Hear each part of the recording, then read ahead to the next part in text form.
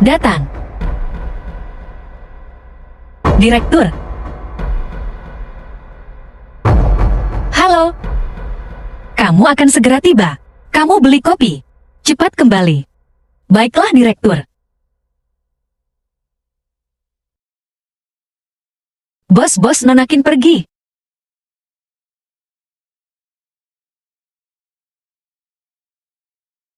Bagaimana kalau kita lakukan seperti ini dulu? Aku akan melapor ke bagian keamanan dulu. Dengan begitu, jika ketahuan lagi, mudah untuk dijelaskan.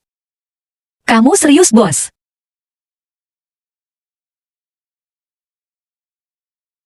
Perusahaanku serahkan padamu. Lihatin ya, jangan sampai ketahuan. Jadi mulai hari ini, aku bosmu.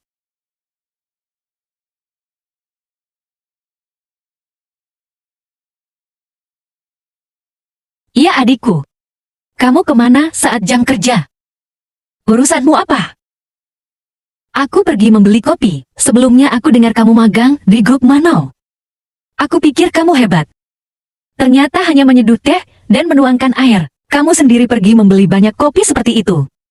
Apakah itu melelahkan? Maukah kakak membantumu? Kalian datang ke sini untuk apa? Aku dan Tuan Du adalah untuk membahas kerjasama dengan Direktur Luo dari Departemen Desain. Kamu juga di Departemen Desain. Kamu pasti sudah mendengar. Kalian adalah tamu penting yang dimaksud Direktur. Sial. Adikku, sebenarnya aku iri. Kamu bisa bekerja di Manau. Aku tidak bisa. Asal perusahaan kakak Ziteng mendapatkan investasi Manau dan terdaftar. Aduh, setelah itu hanya bisa di rumah. Menjalani kehidupan membosankan sebagai istri konglomerat. Kamu memang jago mencari masalah. Tapi kamu begitu percaya diri. Apakah itu karena kebodohanmu yang polos yang memberimu kepercayaan diri, adikku? Bagaimana kamu bisa berbicara seperti itu? Kenapa berbicara dengan sampah seperti kalian? Apakah aku harus bersikap sopan terhadap kalian? Kim Yao, diam kau. Aku beritahu kamu, apapun yang kamu lakukan, aku tidak akan menyukaimu. Orang yang kusuka hanya Suer. Lupakan saja. Aduh. Aku mohon kalian segera hentikan sihir kalian. Bahkan anjing Hao Tian tidak sekuat kalian. Kamu berani menghina kami berdua, anjing. Kemarin baru saja embracekan Imo. Nggak tahu lagi ya? Lagi-lagi kamu. Si kepala kosong. Kamu berani memukulku kamu. Apakah kamu lupa apa yang kukatakan padamu? Berani lagi menyentuh wanitaku. Gue habisin lo. Ingat-ingat. Lepasin dulu. Lepasin dulu. Jiang Xian, bukannya kamu baru wawancara siang ini? Kenapa kamu udah mulai kerja sekarang? Aku rasa pekerjaan ini lumayan bagus. Jadi aku datang lebih awal. Baguslah, semua pekerjaan itu sama. Kerja keras ya, semangat Jiang Xian. Pantesan di mana-mana ketemu lo. Oh, jadi lo kerja jadi satpam di sini. Lo satpam bau. Beraninya ngelawan gue. Lo tahu nggak, gue ini tamu penting di Marriott. Lo udah bikin gue marah. Gue bakal bikin hidup lo menderita. Gue mau lihat. Gimana caranya lo bikin hidup gue menderita? Satpam kecil kayak gini kok sombong banget? Biar gue kasih tahu ya, pacar gue itu Cendong. Manajer Hari di Melihat Group. Gue tinggal telepon sekali aja, dia bisa langsung pecat lu. Pacar lu takut kan lu? Seluruh karyawan Marriott Group itu di bawah pacar gue. Dia cuma perlu ngomong sepatah, semua perusahaan yang kerja sama-sama Marriott Group bakal gemeteran semua. Meskipun sekarang, gue belum dapat investasi dari Marriott Group, gue tetap bisa habisin lo. Sejak kapan Marriott Group diurus sama manajer kecil? Kayak gitu. Gini aja deh. Lo telepon pacar lo. Suruh dia turun. Gue mau lihat seberapa hebat dia. Oke. Tunggu aja lo. Halo sayang, aku lagi di depan kantor, Marriott Group kamu nih. Aku dijahatin sama satpam bau. Coba lo lihat. Iya, Iya, oke. Du Ziteng, lo keterlaluan banget sih. Lo nggak pernah ngelakuin hal yang manusiawi. Sekarang baru tahu takut gue kasih tahu. Ya udah telat. Hari ini, dia harus dipecat dari Marriott Bro. Gue yang ngomong Tuhan pun gak bakal bisa nolongin lo. Kamu. Siapa yang berani banget mukul orang gue di Marriott?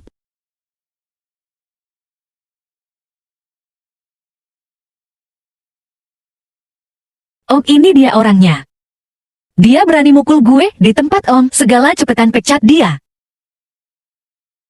Satpam aja gak bisa diurus. Lo ini payah banget sih. Om ini bukan salah gue. Gue gak bisa ngalahin dia. Bisa berantem. Emang buat apa? Mau sehebat apapun dia berantem, gak bakal bisa ngalahin semua satpam Maris.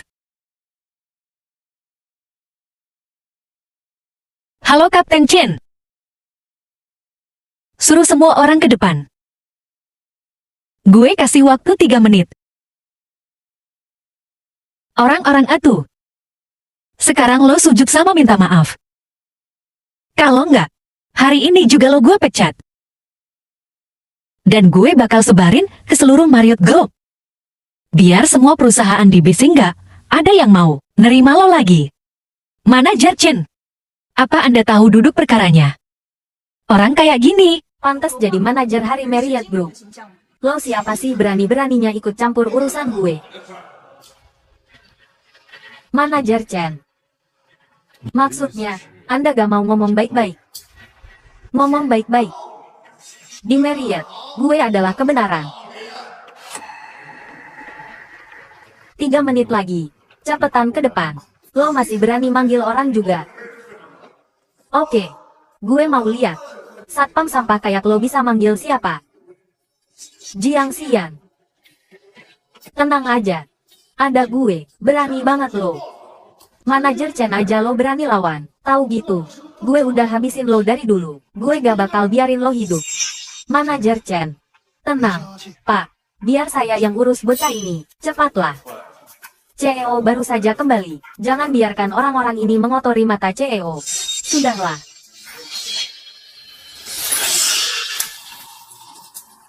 Masalah ini bermula dari saya. Ini bukan urusannya. Baru sekarang mau minta ampun. Terlambat. Tapi mengingat kita pernah kenal. Asalkan kamu sekarang berlutut dan memohon padaku, mungkin aku akan melepaskannya. Ya karena kakak Ziteng baik hati. Adik perempuan, kamu masih di sini ngapain? Cepat berlutut dan minta maaf pada kakak Ziteng. Ha. Berlutut di hadapan orang seperti kalian. Aku, Qin Yao, tidak bisa melakukannya. Perusahaan sampah seperti kalian, aku resign saja. Mau memohon pun aku tidak akan datang. Yoho. Tidak takut lidahmu tergigit angin. Sekarang aku akan memecat kalian. Kita lihat perusahaan mana di Beicheng yang berani mempekerjakan kalian. Cendong, kamu hebat sekali ya.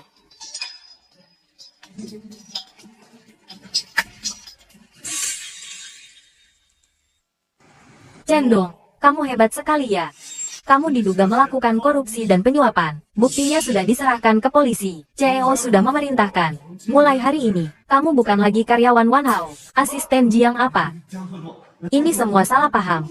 Ini semua salah paham. Perintahkan ke bawah. Mulai hari ini, semua staf Wan Hao bekerja sama dengan polisi. Selidiki secara menyeluruh fakta kejahatan Cendong. Bawa pergi. Sedangkan kamu, Du Ziteng, kan? Ya.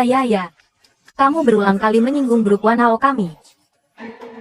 Grup Wan Hao kami tidak membutuhkan mitra seperti kamu. Mulai hari ini, semua kerjasama antara perusahaanmu dan grup Wan Hao, semua dibatalkan. Jangan, kami bukan, karena sudah bukan mitra Wan Hao lagi. Maka silakan keluar, termasuk kamu. Asisten Jiang, lempar mereka keluar untukku, bukan asisten Jiang. Sedangkan kamu, selama bertahun-tahun berkolusi dengan Cendong untuk melakukan hal-hal buruk, Wan Hao saya tidak mampu mempekerjakan karyawan seperti kamu. Mulai hari ini, Departemen Keamanan Wan Hao akan melakukan investigasi menyeluruh. Kalian. Jangan, Asisten Jiang. Asisten Jiang, terima kasih ya, hari ini datang tepat waktu.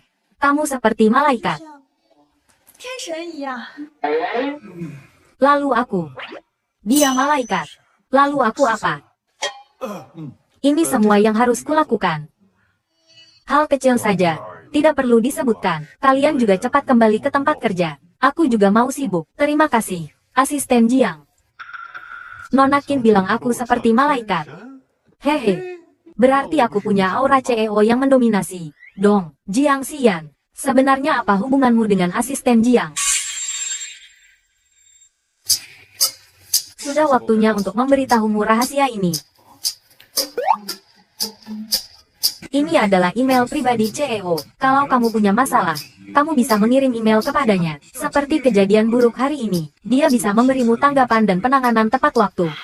Bisa seperti itu juga ya, berarti CEO baru kita orangnya lumayan baik. Ya, ini tidak hanya bisa untuk komplain. Bisa juga untuk membuat permintaan. Kalau kamu punya keinginan, kamu bisa coba. Sudahlah. Aku bukan anak kecil, masih mau berharap apa lagi. Tapi hari ini terima kasih ya sudah membantuku lagi. Kamu kembali kerja dulu ya. Semangat ya. Sweat, kamu jangan terburu-buru dulu. Aku sekarang turun. Qin Yao ini keterlaluan sekali. Bagaimanapun juga kamu kan kakaknya. Kok bisa begitu sama kamu? Dari kecil dia sudah menindasku. Aku sudah terbiasa. Hanya saja kali ini menyangkut kerja sama Tuan Muda Du dan Wan Hao. Aku baru berani minta tolong padamu. Kian, kamu kan calon nyonya besar Wan Hao. Kamu harus bantu aku. Tenang saja. Pertemuan kali ini dengan Wan Hao juga diatur oleh Nyonya Jiang. Tunggu sampai aku menikah dengan Tuan Muda Jiang. Pasti akan kubantu bicara baik-baik padanya. CEO Jiang, kenapa dia bersama Qin Yao? Malah pakai seragam satpam. Kian, kamu dengar aku tidak? Iya, aku dengar. Aku segera ke sana.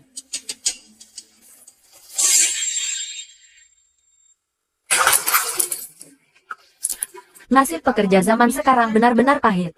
Nggak cuma harus lembur tiap hari, tapi juga harus beliin kopi buat atasan. Untungnya nanti kerja, tidak perlu melihat kedua bajingan Du dan Kinsu itu. Baguslah, hidup CEO. Aduh, gara-gara kedua bajingan itu. Lupa beli kopi.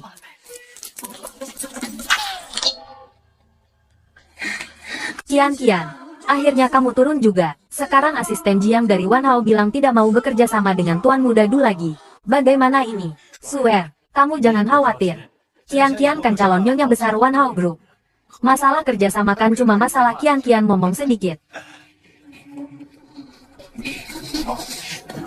Masalahnya sekarang agak rumit. Kebetulan aku ada yang ingin kutanyakan padamu. Di sana ada kafe. Kita bicara di sana. Oke.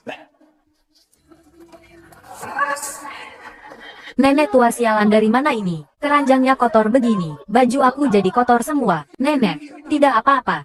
Tidak apa-apa, Nona. Kamu baik sekali. Syukurlah kalau tidak apa-apa. Qin Yao, waktunya kerja kamu malah tidak bekerja dengan benar. Di sini sedang apa? Direktur, bukankah Anda yang menyuruhku membelikan kopi untuk Anda saat jam kerja? Oh ya, untuk menjamu kedua orang tidak tahu malu di samping Anda.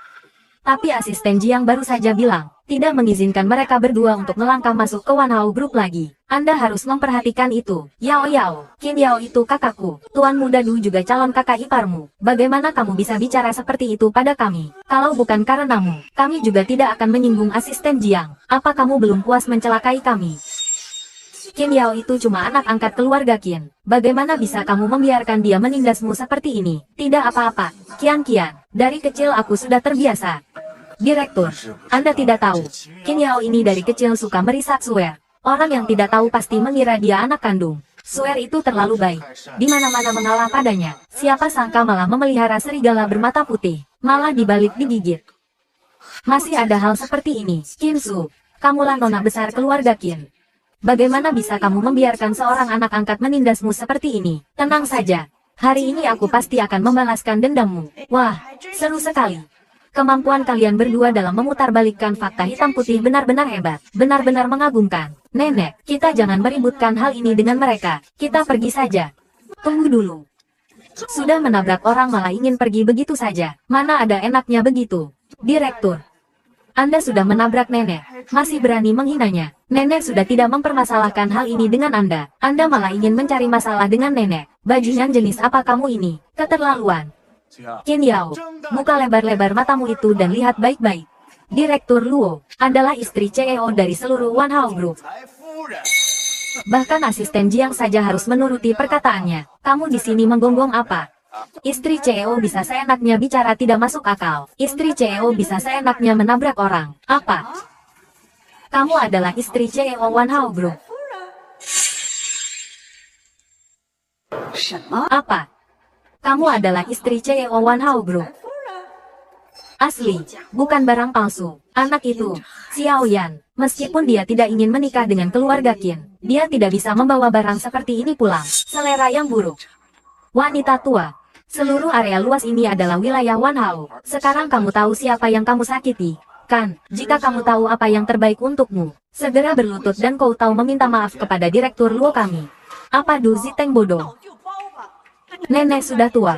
Kamu masih ingin dia berlutut dan meminta maaf. Jangan jadi orang yang tidak bermoral. Hati-hati ditendang orang saat keluar. Qin Yao, karena kamu sangat suka berperan sebagai orang suci. Jangan bilang aku tidak memberimu kesempatan. Kalau begitu, berlututlah untuk wanita tua ini, dan minta maaf padaku. Aku akan melepaskannya. Bagaimana? Masih muda tapi tidak belajar yang baik. Bergaul dengan gerombolan sampah ini. Bermimpi untuk menikahi keluarga Jiang. Teruslah bermimpi. Aku tidak akan pernah setuju. Itu urusan keluarga Jiang. Apa hubungannya denganmu? Kenapa kamu begitu bersemangat? Apa urusanku? Cucuku adalah CEO One Hao. Jika aku tidak setuju, kamu bisa melupakan tentang menikahi keluarga Jiang. Wanita tua, kamu ingin membuatku mati tertawa. Siapa yang tidak tahu bahwa One Hao Group adalah perusahaan nomor 1 di dunia? Dengan penampilanmu seperti pekerja migran, membawa sekeranjang besar daun sayuran busuk. Kamu bilang kamu nenek CEO. Wanita tua ini, otaknya rusak. Biar kukatakan dengan jelas hari ini. Selama aku masih bernapas, kamu bisa melupakan tentang menjadi Nyonya Wan Hao. Wanita tua sialan, kurasa kamu bosan hidup. Ya, beraninya kamu mengutuk Direktur Luo.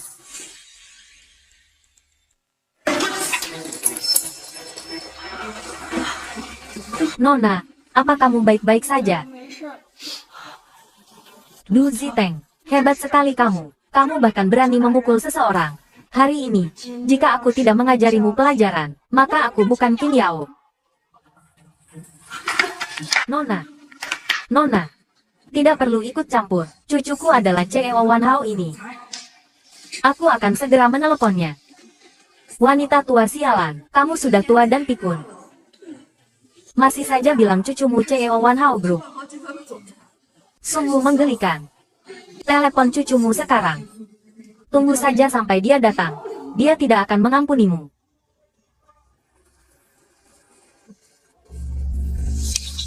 Bos, bos, bos, bos, bos. Nenek benar-benar datang menyerbu kali ini. Tidak mungkin. Nenek sedang di desa merawat beberapa hektar ladangnya. Tidak mungkin datang ke sini. Benar-benar. Kali ini dia bahkan membawa wortel yang kamu suka. Halo, Nenek, Xiao Yan. Segera datang ke lobi perusahaanmu. Beberapa orang tolol menggertakku dan seorang gadis muda. Nenek, tunggu aku. Aku segera datang.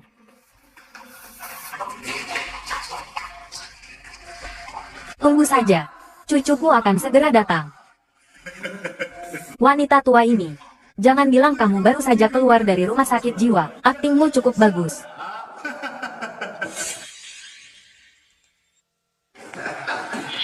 Kita lihat siapa bajingan yang berani menggangguku di One Hao Group milikku.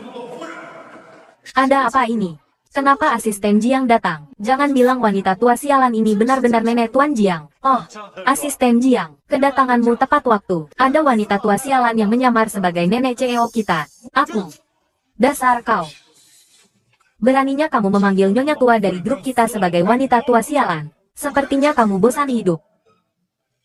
Nenek Jiang, kenapa kamu punya waktu luang untuk datang ke grup hari ini? CEO sedang sibuk, dan secara khusus menginstruksikanku untuk menjamu Anda dengan baik. Jangan khawatir. Sampah-sampah ini, aku akan segera menyingkirkan mereka. Lumayanlah. Cepat bersihkan barang-barang ini untukku. Baik. Melihat mereka membuatku kesal. Nenek, saya tidak tahu itu Anda, banyak menyinggung tadi. Jangan marah padaku, jangan. Nenek tua ini tidak berani menerimanya. Nona, ayo kita pergi.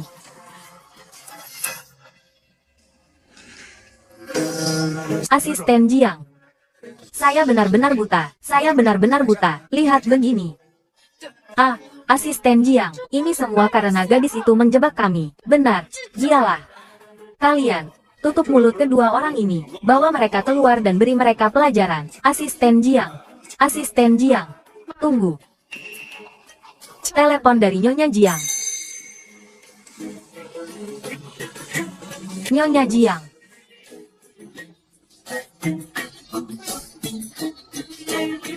Anda tahu, saya, Jiang Ming, tidak pernah menerima hal seperti ini. Lagi pula aku orangnya CEO. Aku akan menangani orang-orang ini. Tangkap mereka untukku. Dan juga Nona Luo. Lakukan. Jangan sentuh aku.